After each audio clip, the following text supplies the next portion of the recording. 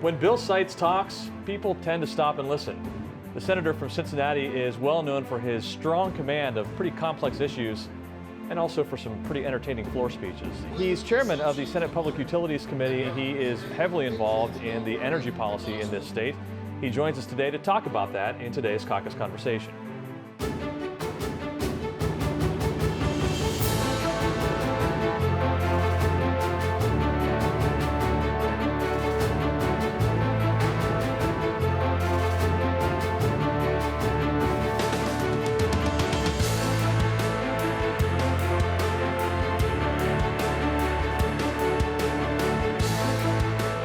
Senator, thanks so much for being here today. Enjoy being with you, John. So before we get into this new bill that's introduced, I think it's fair to point out you have been working on energy efficiency and energy legislation for quite some time. Can you just give us a lay of the land as to where we are right now in terms of energy policy in Ohio? Sure. In 2008, the legislature passed, as part of a very large bill, two mandates. First, mandating that 25% of Ohio's power by 2025 must be generated from renewable and advanced sources of energy. And second, mandating that utility companies must sell 22% less power by 2025 through paying for energy efficiency programs to help their customers become more energy efficient. When we passed that law in 2008, we operated on a set of assumptions that have proven to be false. The biggest game changer has been the discovery of copious quantities of natural gas in Ohio, the best economic news that Ohio's had in decades. And natural gas is cheaper than these mandated sources of electricity, and that has really changed the landscape. We also thought we would have to build new generating plants. We don't. The Great Recession took hold. Power demand has been flat or stagnant. And so we're undertaking a 5-year review, which is now stretched into the 6th year, to find out whether those assumptions should be changed as we go forward. And we're now pursuing, just finished 6 hours worth of hearings just today on a new bill that will call a temporary timeout as we move through towards 2025. We're going to maintain the progress that we've already achieved on those two issues, renewables and energy efficiency, but we're going to call a timeout and a moratorium on further marches down towards these goals while we create a study committee that will look at this even more comprehensively than I've been able to do in the last year and a half through literally hours and hours of testimony. And one thing's very clear. Proponents of the mandates and opponents of the mandates look at the world through a very different set of lenses. Those that are benefiting from the government mandate that their products be purchased like the mandates. Those that are paying for the mandates, which is Bob and Betty Buckeye and the backbone of our industrial strength in Ohio, don't like the mandates. They're not benefiting from them. They're paying hundreds of millions, now upwards over $1 billion in hidden electricity taxes to fund the renewable green energy vision of our friends in the environmental movement. And we're calling timeout in this new bill while we try to work a way forward that considers the new realities of our copious quantities of natural gas and the other changes in the electricity landscape since 2008. Yeah, I was going to ask you about that. Before we get into the big details, you mentioned Bob and Betty Buckeye. $1 billion spent on energy efficiency programs. Do we have any idea as to what the benefit of that has been? We don't have a clear idea of what the benefit has been, because the way they calculate that these things are cost effective is they look at how much is being spent today, and they are projecting benefits out over many, many years, 5 years, 10 years, 15 years.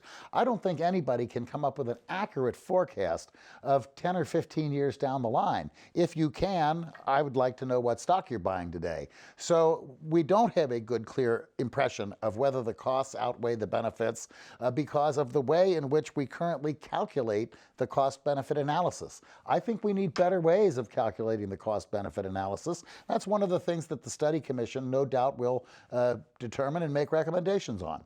So we're talking about a freeze, at least the current legislation, Senate Bill 310, right, sponsored by Senator Troy Balderson, but it's in your committee. Right. it's a freeze. What are those numbers right now?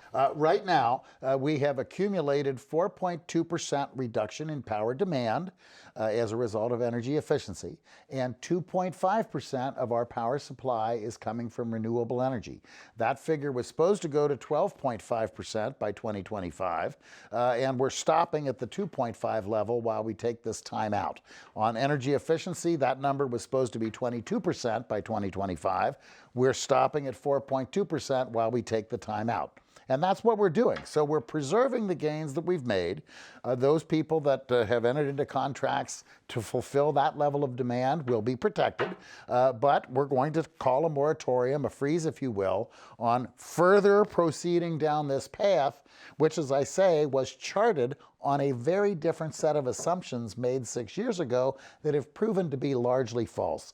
We are joining the state of Indiana, for example, which just last week repealed altogether their energy efficiency mandate. The Indiana House and Senate passed a bill that did that. Governor Pence let it go into law just last week. So all around the country, folks that had started down this path in the mid-2000s are beginning to have second thoughts over whether the costs do exceed the benefits, and they're beginning to run away from these expensive forms of energy, as already they've done in Europe, which is far more into the renewables game than we ever became.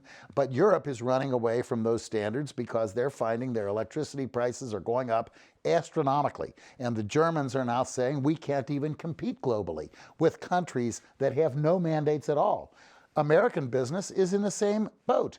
Some of our largest manufacturers in this state, U.S. Steel, Alcoa, Timken, the large automotive companies, GM, Chrysler, Ford, have asked for relief. Timken Company testified just yesterday that they're paying upwards of $3 million a year for programs from which they derive no benefit. And Timken's competing globally.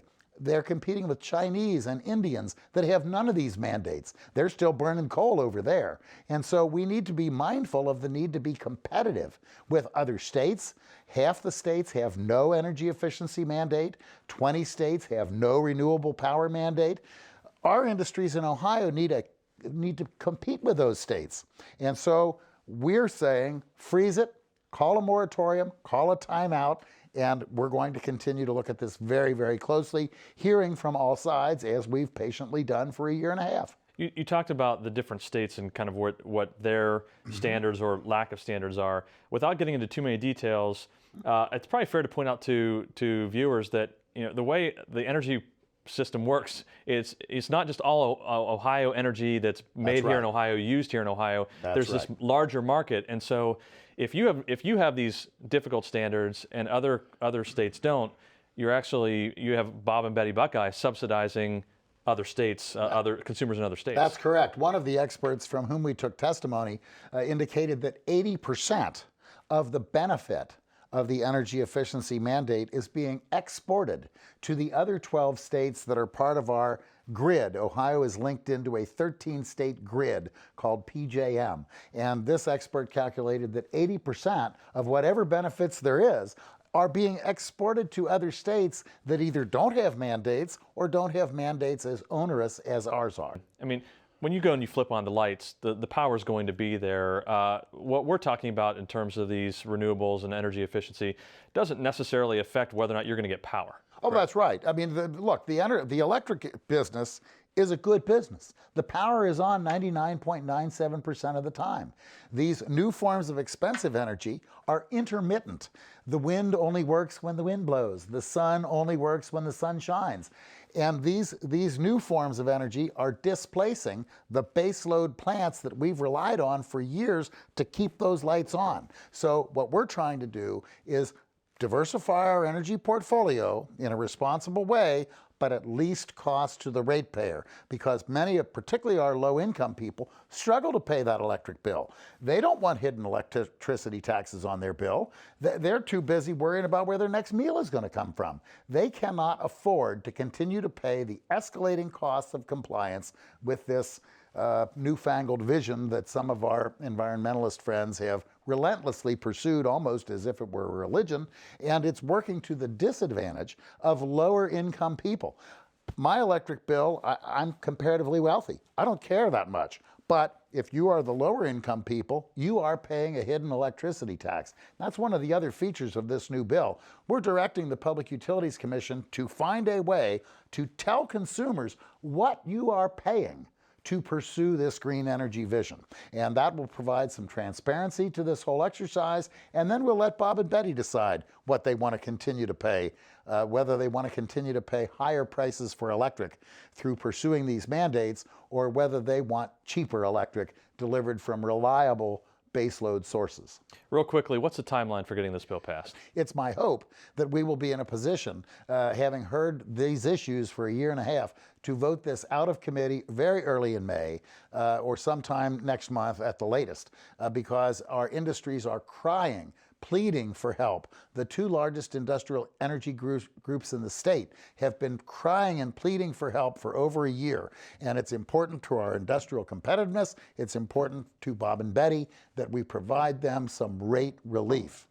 Senator, thanks so much for joining us today. Thank you. Enjoyed it very much. Thank you. And thanks for joining us. As always, you can keep up to date with us every day on our social media pages, Facebook, Twitter, Instagram, and YouTube. The address is at Ohio Senate GOP, or visit our website, ohiosenate.gov/Republicans. Thanks for watching.